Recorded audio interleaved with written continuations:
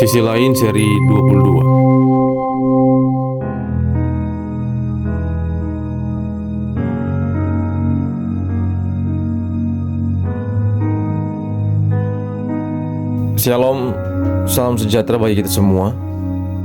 Bapak Ibu yang dikasihi Tuhan, semoga kita semua dalam keadaan baik-baik.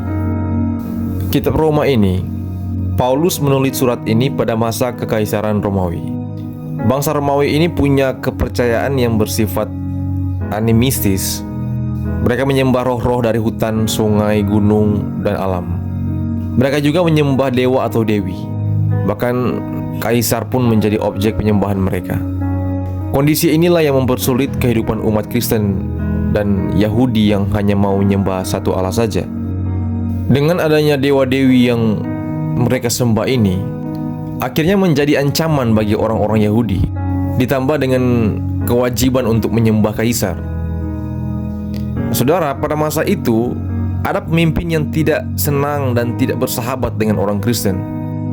Meskipun keadaannya seperti itu, Paulus mengajak jemaat di Roma untuk tetap tunduk kepada pemerintah dan berbuat kebaikan dalam hidup bermasyarakat. Paulus tidak memprovokasi atau mempengaruhi jemaat agar benci atau tambah lebih benci lagi terhadap pemerintah Romawi. Dalam hal ini Paulus betul-betul menempatkan dirinya sebagai seorang hamba Allah. Saudara yang dikasihi Tuhan, konteks waktu itu menunjukkan bahwa rakyat sangat membenci pemerintah. Di sana terjadi pemberontakan, ada teror terhadap pemerintah, membakar rumah-rumah, menghancurkan tanaman-tanaman, dan rakyat tidak mau lagi membayar atau memberi upeti kepada pemerintah. Kalau ada yang mau bayar upeti kepada pemerintah, mereka akan berkelahi, bahkan saling membunuh. Paulus menuliskan perikop ini untuk memisahkan kekristenan dari pemberontakan dan menjelaskan bahwa kekristenan dan kewarganegaraan yang baik bisa bersahabat dan berjalan bersama-sama. Bapak Ibu, kita perlu tahu latar belakangnya terlebih dahulu. Paulus menjelaskan siapapun yang menentang pemerintah berarti menentang Allah. Jika sebagai rakyat kita melawan Tuhan, ada pemerintah yang akan hukum kita. Yang paling sederhana, kalau kita berdagang contohnya, kalau kita jualan, kita harus jujur atau tidak? Kita harus jujur. Kenapa? Karena sesuai hati nurani kita, itu pertama. Kedua, kalau tidak jujur, nanti ada pemerintah yang akan hukum kita. Ada pemerintah yang akan memenjarakan kita. Pemerintah ditunjuk Tuhan untuk mengatur, menertibkan kita, mendisiplinkan, dan menghukum kita. Nah saudara, kita tidak bisa menjamin bahwa pemerintah adalah orang-orang yang sesuai dengan harapan kita, orang-orang yang kita suka, orang-orang yang kita mau. Namun Alkitab mengajarkan kepada kita bahwa yang memegang kendali adalah Tuhan. Tidak ada pemerintah yang tidak berasal dari Tuhan. Kalau tidak diizinkan Tuhan, tidak ada orang yang bisa memegang kekuasaan. Konsekuensinya, kita yang mengaku percaya Tuhan, kita yang setiap hari Minggu ke gereja ibadah, seharusnya menghargai dan menghormati mereka yang telah ditetapkan Tuhan, mereka yang telah ditunjuk Tuhan untuk memimpin. Tidak ada pemerintah yang sempurna. Kita hanya diminta untuk menghargai dan menerima mereka sebagai wakil Allah. Kewajiban sebagai warga gereja dan warga negara yang baik hendaknya kita lakukan. Misalnya membayar pajak, menjaga ketertiban lingkungan. Kalau ada himbauan kerja bakti, ya kerja bakti. Dan kalau ada perintah di bulan Agustus seperti ini, pasang bendera di depan rumah, ya pasang. Ya kita taati. Saudara, saya berusaha untuk mencari celah di mana ada ayat atau di pasal ini yang menjelaskan bahwa rakyat bisa melawan atau setidaknya memberi tekanan kepada pemerintah. Tapi memang tidak ada. Jadi tugas kita hanya memang bisa taat dan tunduk saja pada pemerintah. Apa alasan Paulus tetap mengajarkan kepada jemaat untuk tetap tunduk dan menghormati pemerintah? Karena pemerintah ada dalam kendali Allah.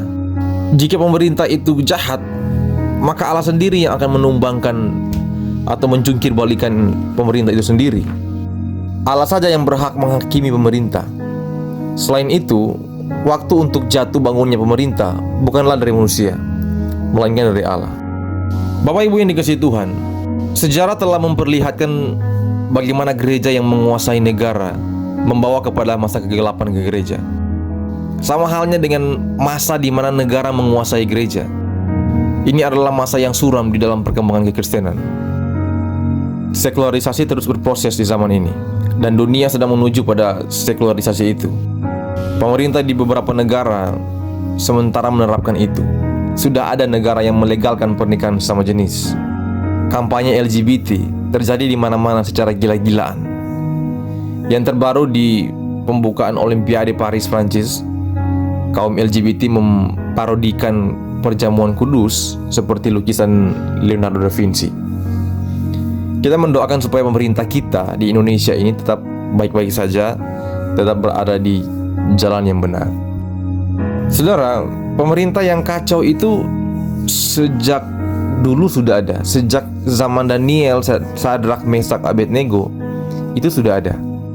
Kita perlu belajar dari apa yang mereka lakukan, keempat orang ini. Merasakan keputusan-keputusan yang tidak adil dari pemerintah, tapi tetap taat dan memberi pengaruh yang baik. Saudara-saudara yang diberkati Tuhan, hari-hari ini seringkali kita tidak peduli dengan pemerintah. Yang penting anak-anak bisa sekolah, yang penting kita bisa bekerja, bisa terima gaji, usaha berjalan dengan baik, itu cukup. Kita tidak punya partisipasi yang signifikan sebagai warga negara. Karena ketidakpedulian kita ini, kita sampai tidak punya teori untuk menilai atau mengukur apa yang sedang terjadi dalam pemerintahan. Sebagai masyarakat, kita justru cepat termakan dengan isu-isu yang viral, yang trending. Terus kita ikut-ikutan panas, kemudian mengkritik dengan cara yang tidak benar. Bapak Ibu, pemuda dan remaja, jangan sampai kita tidak mengerti tapi mengkritik, tidak mengerti tapi bersuara. Kita harus belajar bagaimana sistem yang berlaku dalam pemerintahan, apa yang sedang terjadi, di mana sisi baiknya, di mana sisi buruknya. Itu yang perlu kita belajar dulu. Kita mungkin gregetan dengan kondisi negara kita saat ini. Kita ingin menyuarakan isi hati, entah melalui media sosial atau yang lain, atau cara lain. Semua orang bebas untuk menyampaikan pendapat, bahkan tidak ada larangan mengkritik pemerintah, selama pernyataan itu tidak memecah belah bangsa, tidak memprovokasi, atau tidak melanggar UU ITE. Daripada kita mengeluh atau terus-menerus tidak puas dengan kinerja pemerintah atau pejabat tertentu atau sistem yang berlaku, lebih baik kita bersyukur atas negara yang kita tinggali, atas kota yang kita bisa tinggali. Bersyukur kita punya kebebasan beribadah sesuai dengan keyakinan masing-masing yang dijamin oleh undang-undang dan dilindungi oleh pemerintah. Saudara-saudara, sebagai warga negara yang baik, patuhilah peraturan, bukan semata-mata karena takut terhadap sanksi atau hukuman, tapi karena kita paham tanggung jawab kita sebagai warga gereja, sebagai warga negara yang baik. Dan jadilah warga negara yang baik sesuai dengan apa yang Tuhan ajarkan. God bless you all.